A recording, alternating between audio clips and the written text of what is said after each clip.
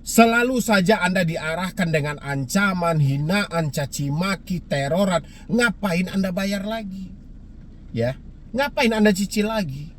Akhirilah semuanya. Kalau nggak Anda akhiri hari ini, mau sampai kapan? Anda mau nunggu?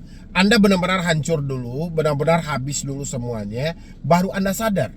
Ya, ini saya setiap hari saya mendapatkan, "Bang, ini gimana bang? Bang, ini gimana bang?" Dia mengejar saya sampai ke media sosial. Dia mengejar saya sampai ke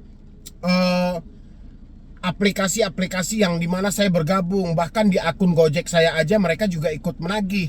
Padahal, ya buat teman-teman semuanya, Anda kenali aja apa penyebab mereka melakukan tindakan-tindakannya seperti itu, sehingga mereka itu terkadang, ya, seakan-akan tidak peduli dengan keadaan Anda mau seperti apapun. Bayangin ini sama teman-teman semuanya ya. Ini ada yang curhat sama saya.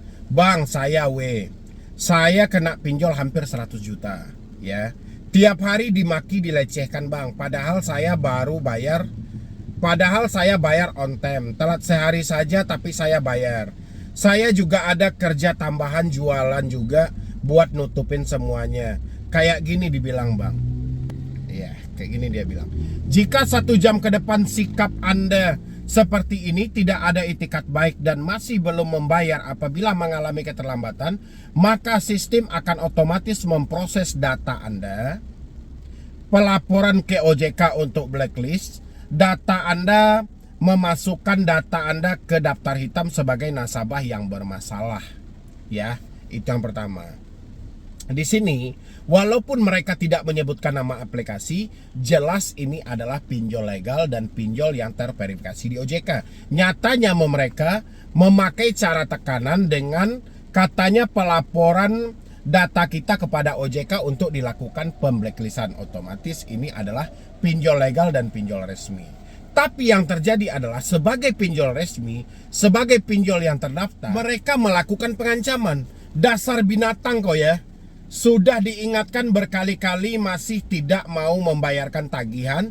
Anjing kau, hewan aja tahu sudah sekali dua kali peringatan, berarti kau lebih rendah dari itu.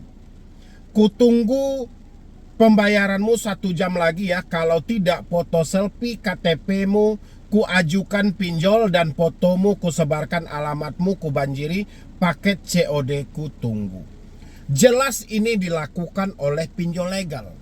Ya, bagaimana kita membongkar semua ini bang? Sulit kita membongkarnya karena kita tidak mempunyai akses untuk melacak nomor tersebut. Yang bisa membongkar semua ini hanya OJK ataupun pihak yang berwajib. Ketika hal ini kita laporkan kepada OJK, OJK pasti menepis ini dilakukan oleh pinjol ilegal.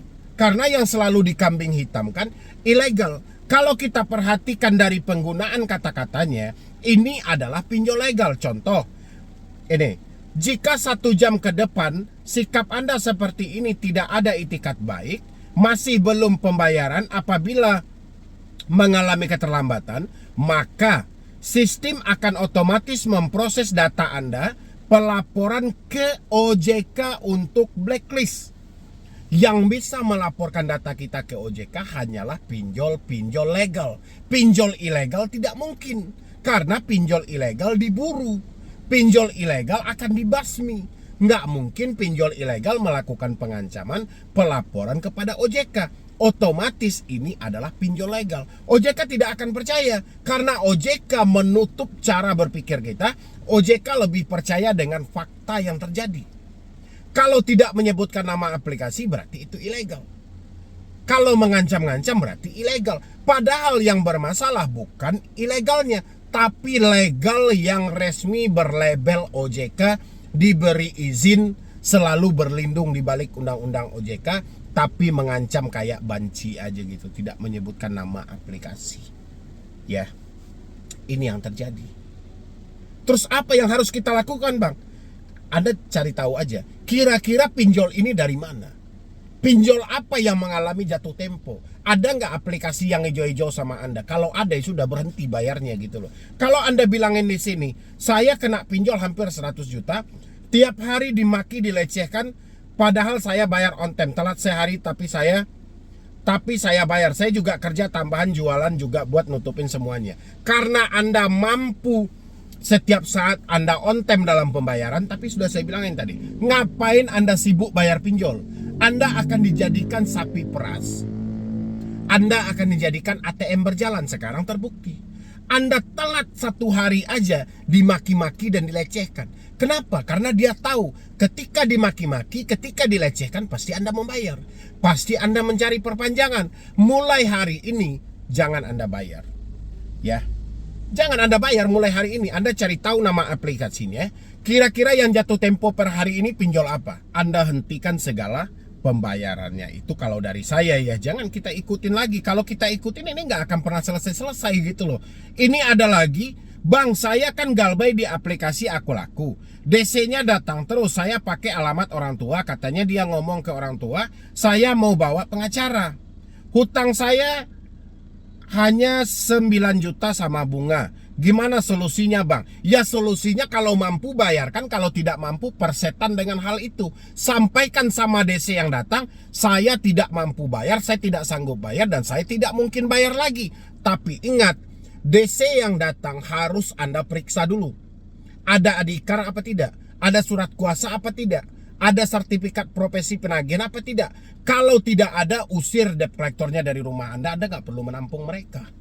Ya seperti itu gitu loh. Jangan kita hanya sebatas, oh kita hutang 9 juta. Oke, hutang itu akan kita bayar kalau duit kita ada. Kalau tidak ada, kita akan menanggung resiko yang namanya BI checking. Tapi debt collector yang ke rumah, ini harus dilengkapi. Kalau misalnya mereka tidak lengkap, berarti mereka bodong. Jangan berbicara dengan yang bodong. Ini ada lagi. Sore Bang Medi, barusan suami saya ditelepon DC ada pundi suruh bayar tagihannya, padahal suami saya nggak pernah install daftar apalagi minjam di ada pundi. Terus dicek si rekening, ternyata ada dana masuk sebesar 2,6 juta ke rekening suami dari pinjol. Sekarang mereka minta dibayar. Sampai sekarang masih bingung siapa yang minjam pakai data suami saya. Logikanya kalau mau dibayar harus lewat aplikasi. Nah, ini di aplikasi ada pundinya, nggak ada tagihan. Saya harus melapor kemana ya bang? Mohon solusinya. Datangi kantor OJK terdekat. Kalau nggak, Anda nggak usah balikin dananya. Minta mereka untuk datang ke rumah, jemput langsung tagihan yang mereka bebankan kepada Anda. Dan duit yang dikirimkan ke rekening Anda jangan pernah Anda pakai. Karena kalau Anda bilang di sini ini kurang masuk akal ya kalau sama saya ya. Kenapa kurang masuk akal? Di sini Anda menyampaikan ada pundi, terus dicek si rekening ternyata ada dana masuk sebesar 2,6 juta. Pertanyaannya, dari mana dia dapat nomor rekening suami Anda kalau bukan ada sesuatu lain di balik itu? Mungkin Anda pernah mengajukan di pinjol lain atau pinjol yang satu atap, atau suami Anda pernah mengisi formulir atau apapun itu, pastinya. Kalau nggak ada sama sekali, ini mustahil. Ya, kalau hanya penggunaan penyalahgunaan data sih oke-oke aja, saya percaya. Tapi kalau sampai ada dana yang masuk ke rekening Anda, berarti ada yang mengisi. Ya pastinya suami Anda. Kalau ini pekerjaan oknum, pastinya mereka tidak akan mau mengisi nomor rekening atas nama suami Anda. Tanya lagi kejujuran suaminya, ini sudah benar apa belum? Nanti kalau kita cek sebenarnya itu adalah data Anda semuanya, gimana? Ya, logika aja gitu loh. Kalau ada orang yang menggunakan data suami Anda, otomatis yang mereka butuhkan kan uang. Sekarang uangnya masuk ke rekening suami Anda. Harusnya kan uangnya masuk ke rekening yang berbeda. Itu baru cocok, ranahnya penipuan, penyalahgunaan data. Tapi ini data-data suami masuknya ke rekening suami, ya jelas suami Anda yang mengisi datanya. Siapa lagi coba? Ya kan? Mulai dari nama KTP semuanya data dia, rekening pun rekening dia, dan diakui memang ada dana masuk. Ya sudah, minta aja kejujuran dari suami Anda. Dan kalau memang ia tidak juga kata suami Anda, ya sudah, minta debt collectornya untuk datang ke rumah Anda dan jemput langsung, dan mintalah nanti history paymentnya mulai dari pengajuan sampai dengan pentransferan uang tersebut. Ya, mungkin dari saya cuma itu aja. Buat teman-teman semuanya, ngapain Anda sibuk-sibuk untuk bayar pinjol? Mulai hari ini ya sudah, kalau sudah telat bayar berhenti aja. Ya, yang penting Anda support terus channel Solusi Utang. Mudah-mudahan channel ini makin berkembang dan saya makin semangat memberikan motivasi dan edukasi. Ya, jadi sekian dulu dari saya, Medi Bro nih. Wassalam.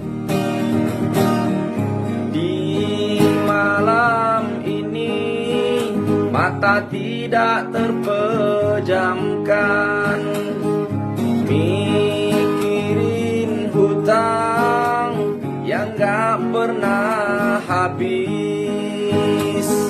Akibat kecerobohan, terjebak di dunia hutang. Pinjol, pinjaman tolol, membunuh tanpa menyentuh. Solusi hutang tanpa basa-basi, menyelamatkan semua generasi.